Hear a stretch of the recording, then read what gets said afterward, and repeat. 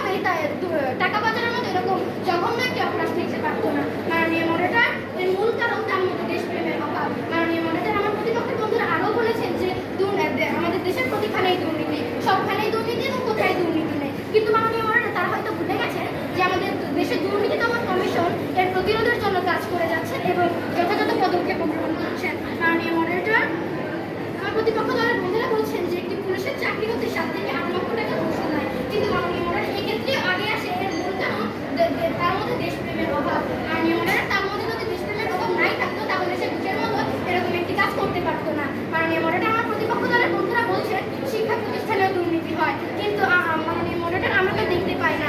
মাননীয় মডারেটর, যদি শিক্ষা প্রতিষ্ঠানেও দুর্নীতি হতো তাহলে পিএসসি, এসএসসি এবং এইচএসসি পরীক্ষায় আমরা টাকা দিয়েই পাস করে যেতাম, কিন্তু মাননীয় মডারেটর কই, আমরা তো টাকা দিয়ে আমাদের তো টাকা দিয়ে নিজেদের মেধা দিয়ে পাস করো, আমরা তো নিজেরা মেধা দিয়ে পাস করে যাচ্ছি, আর যে পাস করতে পারছে না তাকে সেই ক্লাসেই রাখা হচ্ছে। তাহলে মাননীয় মডারেটর, আমার বিপক্ষ দলের বন্ধুরা বারবার কি করে বলে যাচ্ছে যে একমাত্র দুর্নীতি দেশের উন্নয়নের প্রধান মন্ত্রী, এগুলো কি তাদের চোখে পড়ে না মাননীয় মডারেটর? ধন্যবাদ মাননীয় মডারেটর।